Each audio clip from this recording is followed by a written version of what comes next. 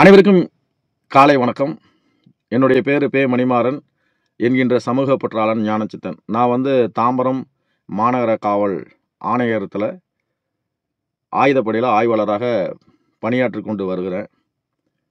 ஒவ்வொரு தினமும் ஒவ்வொரு தகவலை தொகுத்து வழங்கி வரேன். அந்த வகையில் செப்டம்பர் 6ஆம் தேதியான இன்று சிறப்பான தகவல் என்ன அப்படின்னா, செப்டம்பர் 6ஆம் தேதி இந்த வருஷத்திலிருந்து, அதாவது 2025 செப்டம்பர் 6ஆம் தேதியானது தமிழக காவலர் தினமாக கடைபிடிக்க வேண்டும் என்று மாண்புமிகு தமிழக முதல்வர் அவர்கள் அறிவித்தார். அதனைத் தொடர்ந்து செப்டம்பர் 6ஆம் தேதி தமிழக காவலர் தினமானது கடைபிடிக்கப்படுகிறது. இப்போ இந்த தினமானது எப்படி வந்தது, இதனுடைய பின்னணி என்ன அப்படிங்கிறத இந்த பதிவில் நம்ம பார்க்கலாம். பொதுவாக மனித வாழ்க்கையானது பயனின்றி அழியக்கூடாது அப்படின்னு பொது உடைமை சித்தாந்த தந்தை என்று போற்றப்படும் கார்ல் மார்க்ஸ் அவர்கள் சொன்னார். அதன் அடிப்படையில் போற்றுவார் போற்றட்டும், புழுதிவாரை தூற்றுவார் தூற்றட்டும்னு நான் இன்றைய இளைஞர்கள், தடம் பதிக்க வேண்டிய இளைஞர்கள் தடம் மாறக்கூடாது அப்படிங்கிற ஒரு உயர்ந்த நோக்கத்தின் அடிப்படையில் தினம் ஒரு சுவாரஸ்யமான பயனுள்ள தகவலை தொகுத்து வழங்கி வரேன். இப்போ செப்டம்பர் 6ஆம் தேதி இது எப்படி வந்தது, இதனுடைய பின்னணி என்ன அப்படிங்கிறத நம்ம இந்த தொகுப்பில் நம்ம பார்க்கலாம். பொதுவாக ஒரு தினம், முக்கிய தினங்கள் ஒவ்வொரு நாளுக்கும் ஒவ்வொன்றும் வருது. இப்போ எடுத்துக்காட்டாக தேசிய இளைஞர் தினம் எப்போது அப்படின்னு பார்த்தோம்னா ஜனவரி 12. மொட்டையாக கண்ணை மூடிட்டு நம்ம மனப்பாடம் பண்ணி படித்தோம்னா மறந்துடுவோம். கொஞ்ச நாள் தான் நம்ம மைண்டில் இருக்கும். ஆனால் எப்பயுமே பசுமரத்தாணியாக இருக்கணும்னா ஒரு விஷயத்தை நம்ம ஆழ்ந்து நன்கு தெரிஞ்சுக்கணும். இப்போ தேசிய இளைஞர் தினம் ஜனவரி 12ங்கிறத மனப்பாடம் பண்ணுறதை விட்டுட்டு அந்த தினம் எப்படி வந்தது அப்படின்னு அதனுடைய பின்னணி தெரிஞ்சுக்கணும். இப்போ இளைஞர்களை பார்த்து, அதாவது 100 இளைஞர்களை தாருங்கள், நான் இந்தியாவுக்கு சுதந்திரம் பெற்று தருகிறேன் அப்படின்னார் வீரத்துறவி விவேகானந்தர். அது மட்டும் இல்லை, எழுமீன் விழுமீன் கருதிய கருமம் கைகூடும் வரையில் உழைமீன் அப்படின்னார். அந்த வகையில் இளைஞர்களை பார்த்து அவர் உத்வேகப்படுத்தினார். அதனால் அவருடைய பிறந்த தினமான ஜனவரி 12 தேசிய இளைஞர் தினமாக நம்ம கடைபிடிச்சிட்டு வரோம். அந்த மாதிரி இப்போ செப்டம்பர் 6ஆம் தேதி தமிழக காவலர் தினமாக கடைபிடிக்க வேண்டும் என்று மாண்புமிகு தமிழக முதல்வர் அவர்கள் அறிவித்தார். அதனைத் தொடர்ந்து செப்டம்பர் 6ஆம் தேதி 2025 முதல், இந்த வருஷம்தான் ஃபஸ்ட்டு, இந்த வருஷத்துலேருந்து நம்ம ஒவ்வொரு வருஷமும் செப்டம்பர் 6ஆம் தேதியை தமிழக காவலர் தினமாக கடைபிடிச்சிட்டு வரோம். இந்த நாளோடைய பின்னணி, இதனுடைய வரலாறு என்ன அப்படின்னா, ஆங்கிலேயர்கள் பொதுவாக இந்தியாவை கண்டுபிடிக்கணும்னு ஐரோப்பிய கண்டத்தில் இருக்கிற டச்சுக்காரர்கள், பிரெஞ்சுக்காரர்கள், ஆங்கிலேயர்கள் இவர்களுக்கிடையே ஒரு போட்டி ஏற்படுது. இப்போ ஃப்ளைட்டு கண்டுபிடிச்சிட்டாங்க. ஒரு இடத்துலேருந்து இன்னொரு இடத்துக்கு ஈஸியாக ஏரியல் ரூட்டில் போயிடுறாங்க. ஆனால் அந்த காலத்தில் பை வாக்கு, அதன் பிறகு குதிரை வண்டி, மாட்டு வண்டி இப்படி வந்தது. அதன் பிறகு கப்பல் கண்டுபிடிச்சாங்க, அதாவது படகு கப்பலானது. இப்போ கப்பல் கண்டுபிடிச்ச பிறகு கடல் மார்க்கமாக, கடல் வழியாக இந்தியாவை கண்டுபிடிக்கணும் அப்படின்னு சொல்லி ஒரு போட்டி ஏற்படுது. எதுக்காக இந்தியாவை கண்டுபிடிக்கணும்னா, இந்தியாவில் பல வகையான இயற்கை செல்வங்கள் இருக்குது. நீங்கள் மற்ற நாடுகளெல்லாம் பார்த்தோம்னா ஒன்று பனியாக இருக்கும், இல்லைன்னா பாலைவனமாக இருக்கும், இல்லைன்னா ஒரு இயற்கை சார்ந்த சூழல் ஒரே மாதிரி தான் இருக்கும். இப்போ பூமியில் வடக்கு தெற்கு பகுதியில் இருக்கிற எல்லாத்துலேயும் பனிப்பிரதேசமாக இருக்கும். பூமத்திய ரேகை நடுவில் மட்டும்தான் வெப்பமண்டலமாக இருக்கும். இப்போ ஒரு சில நாடுகளில் நாடு முழுவதும் காடுகளாக இருக்கும். ஆனால் இந்தியாவை பொறுத்த வரைக்கும் உலகின் பரப்பளவு அடிப்படையில் 7வது இடம். இப்போ குறிஞ்சி, முல்லை, மருதம், நெய்தல், பாலை, இந்த ஐவகை நிலங்களும் இந்தியாவில் இருக்குது. ஐவகை நிலங்களும் ஏகப்பட்ட வளங்களும், சுக்கு, மிளகு, சந்தனம், ஜவ்வாது அப்படின்னு சொல்லி இயற்கை வளங்கள் நிறையா இருந்தது. இங்கிருந்து வாசனை பொருட்களை ஏற்றுமதி செய்கிறாங்க. அரசர் காலத்திலிருந்து, பண்டைய காலத்திலிருந்து, ரோமர் காலத்திலிருந்து இங்கிருந்து வாசனை பொருட்களை ஏற்றுமதி செய்வாங்க, அங்கிருந்து இறக்குமதி செய்தாங்க. இப்போ வணிக தொடர்பு ஏற்படுது. சரி, இந்த மாதிரி ஒரு இயற்கை வளம் மிக்க இந்தியாவை நம்ம கண்டுபிடிக்கணும்னு ஐரோப்பா கண்டத்தில் இருக்கிற எல்லாத்துக்கும் போட்டி ஏற்படுது. அப்போ டச்சுக்காரர்கள், பிரெஞ்சுக்காரர்கள், ஆங்கிலேயர்கள் கடல் வழியாக வரும்போது கொலம்பஸ் இந்தியாவை கண்டுபிடிக்கணும்னு சொல்லி திசை மாறி வழி மாறி அமெரிக்காவை போய் ரீச் ஆகிட்டார்.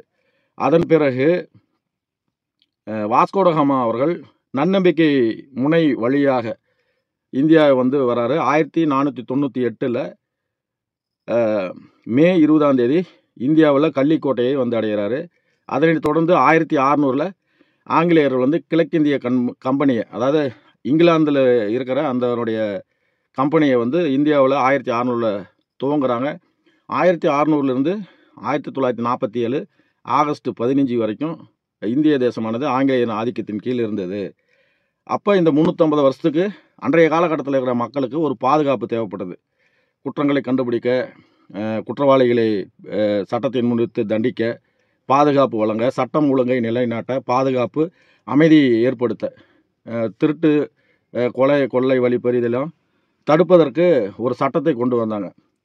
மெட்ராஸ் காவல் சட்டம், மெட்ராஸ் போலீஸ் ஆக்ட் அப்படின்னு 1859 கொண்டு வந்தாங்க, செப்டம்பர் 6 இது ஏன் 1859 கொண்டு வந்தாங்கன்னா, முதல் இந்திய சுதந்திர போர் 1857 மீரட்டில் நடந்துச்சு.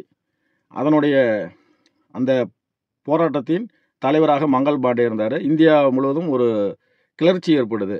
அப்போ இந்திய மக்களை கட்டுப்படுத்துவதற்கு ஒரு அமைப்பை கொண்டு வராங்க. இந்தியாவை 4 மாகாணமாக பிரிக்கிறாங்க. சென்னை மாகாணம், வங்க மாகாணம், டெல்லி மாகாணம், மும்பை மாகாணம்னு. அப்போ 4 மாகாணமாக பிரிக்கிறாங்க. மெட்ராஸுக்குன்னு ஒரு சட்டத்தை கொண்டு வராங்க, மெட்ராஸ் காவல் சட்டம்னு. 1857 முதல் இந்திய சுதந்திர போர் சிப்பாய் கழகத்தை தொடர்ந்து ஒரு இதை உருவாக்கி ஃபார்மேஷன் ஆகி தான் மெட்ராஸ் போலீஸ் ஆக்டு 1859 செப்டம்பர் 6 நடைமுறைக்கு கொண்டு வராங்க. அந்த தினம்தான் இன்று வந்து மாண்புமிகு தமிழக முதல்வர் அவர்கள் தமிழக காவலர் தினமாக கடைபிடிக்கப்படும் என்று அறிவித்தார். பொதுவாக போலீஸை பொறுத்த வரைக்கும் காவல்துறை உங்கள் நண்பன் என்பதை பெரும்பாலும் நடைமுறைப்படுத்திட்டு வர்றோம். என்னை போன்றவர்களெல்லாம் மக்களிடம் அன்பாக பண்பாக தான் பழகுவாங்க. அதே சமயம் எதிரிகள், அதாவது ஒருத்தர் தப்பு செஞ்சால் அந்த இடத்துல நம்ம கடுமையாக நடக்க வேண்டிய சூழல் இருக்குது. ஒரு சில பேர் மனிதாபிமானமற்ற முறையில் நடந்துக்கிறாங்க. அவங்க செய்கிற தப்பால் எல்லாத்துக்கும் கெட்ட பேர் வருது. இருந்தாலும் பொதுவாக போலீஸ்னால் மக்களுடைய நலனை காப்பதற்காக தான் இருக்கிறோம். அந்த வகையில் காவல்துறை உங்கள் நண்பன் என்பதில், அதாவது நான் ஒரு போலீஸ் அப்படிங்கிறத சொல்லிக்கொள்வதில் நான் ஒரு பெருமை அடைகிறேன். ஏன்னா இது ஒரு அரிய வாய்ப்பு.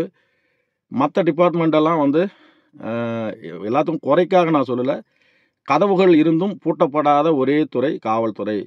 இப்போ கோயிலுக்கு போனால் கூட நல்ல நேரம் கெட்ட நேரம் ராகு யமகண்டம் அப்படின்னு பார்த்து கோயிலில் நட சாத்தியிருப்பாங்க.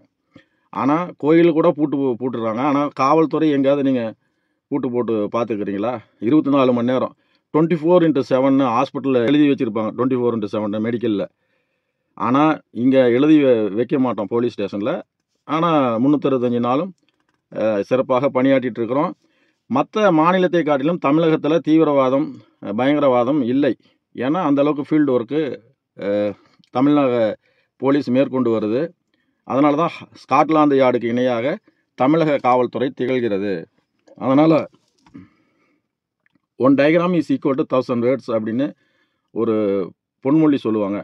அதே மாதிரி 1 poem is equal to 1000 essay. அதனால் இப்போ ஒரு கவிதை, காவலர் தினத்தை பற்றி நான் ஒரு கவிதை எழுதியிருக்கிறேன். இந்த கவிதையில் எல்லாமே இருக்குது, எல்லா கண்டென்ட்டும் இருக்குது. கவிதையோட தலைப்பு என்னன்னா, காய்த்த மரத்திற்கு கல்லடிப்படும். ஆமாம், காவல்துறைங்கிறது வந்து ஒரு காய்த்த மரம் தான். அதை பேஸ் பண்ணி அதை மையப்படுத்தி ஒரு கவிதை எழுதியிருக்கிறேன். அந்த கவிதை என்னென்னா, குற்றங்களை தடுப்பதிலும் குற்றவாளிகளை கூண்டோடு பிடிப்பதிலும் கண்டுபிடிப்பதிலும் ஸ்காட்லாந்து யார்டுக்கு இணையாக சாதனை படைப்பதில் பிரம்மாவாக தமிழக காவல்துறை திகழ்கிறது. வெயில், மழை, பனி, புயல் என்று எதையும் பொருட்படுத்தாமல் பொதுமக்களை கண்ணாக காப்பதில் விஷ்ணுவாக தமிழக காவல்துறை செயல்படுகிறது. தீவிரவாதத்தையும் பயங்கரவாதத்தையும் தழைக்க விடாமல் அடியோடு வேறு அறுப்பதில், அழிப்பதில் சிவனாக தமிழக காவல்துறை செயல்படுகிறது. கஷ்டப்படும் மக்களின் கண்ணீரை துடைப்பதில், கவலையை தடுப்பதில், பேராபத்திலிருந்து மீட்பதில் காப்பதில் கர்த்தராக காவல்துறை செயல்படுகிறது. அன்றாடும் அல்லல்படும் மாந்தர்களை அன்பு செலுத்தி அரவணைக்கும் அல்லாவாக தமிழக காவல்துறை செயல்படுகிறது. பொதுமக்களின் உயிரையும் உடைமையையும் பாதுகாக்கும் உற்ற நண்பனாக, கல்லடிபடும் காய்த்த மரமாக தமிழக காவல்துறை செயல்படுகிறது. பொதுவாக மொத்தத்தில் ஐயன் திருவள்ளுவர் வாக்குப்படி நீரின்றி அமையாது உலகு என்பது மாதிரி, நீரின்றி அமையாது உலகு என்பது மட்டுமல்ல, காவல்துறை இன்றி அமையாது மக்களின் மகிழ்ச்சியான மன நிறைவான வாழ்வு. அதனால் தமிழக காவல்துறை மிகச் சிறப்பாக செயல்படுகிறது. இங்கே பொதுமக்கள் கண்மூடி நிம்மதியாக தூங்குற காரணம் போலீஸ் கண் முழிச்சு டியூட்டி பார்க்கறதுனால தான். அதனால தான், அதாவது ஒரு வேலி நல்லா இருந்தால் தான் வெள்ளாமை நல்லாயிருக்கும். அதனால் காவல்துறையை பொறுத்த வரைக்கும் ஸ்ட்ராங்காக இருக்கணும். காவல்துறையின் கைகள் கட்டப்படக்கூடாது. அதனால் இப்போ ஒரு புடலங்காய் இருக்குது, அந்த புடலங்காய் ரொம்ப லென்த்தாக வளரணும் அப்படின்னு சொல்லி அதில் ஒரு கல்லை கட்டுவாங்க. அந்த மாதிரி தான் சில கடினமான சூழல்கள் ஒரு நல்லதுக்கு தான். காவல்துறை கடினமாக நடக்கிறது தப்பு. அதே சமயம் ஒரு ஸ்டஃப்பாக இருந்தால் தான் குற்றவாளிகளினுடைய செயல்பாடு முடக்கப்படும். அதனால் அனைவருக்கும் காவலர் தின நல்வாழ்த்துக்கள். இந்த காவலர் தினம் தோன்றிய வரலாறு இதுதான். அதனால் செப்டம்பர் 6ஆம் தேதி எதனால் கொண்டு வந்தாங்கன்னு இந்த பதிவில் முழுமையாக நம்ம பார்த்தோம். நீங்கள் இந்த தகவலை பயன்படுத்தி பொது அறிவு, அதாவது இப்போ 3600 பேர் போலீஸு கான்ஸ்டபிளுக்கு கால்ஃபர் பண்ணிக்கிறாங்க. அதனால் தமிழக காவல்துறையில் சேர துடிக்கும் இளைஞர்கள் இந்த தகவலை பயன்படுத்தி மனதில் பதிய வைத்து, நீங்களும் என்னை மாதிரி ஒரு வெற்றியாளராக வர வேண்டும், உங்கள் வாழ்க்கை இந்த சமூக மேன்மைக்கு பயன்பட வேண்டும் என்று கூறி இன்றைய பயனுள்ள தகவலை, பயனுள்ள பதிவை நான் நிறைவு செய்கிறேன். நன்றி, வணக்கம்.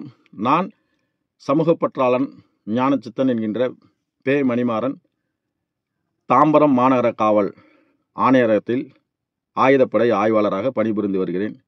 Happy police day. Thank you very much. Have a nice day to all.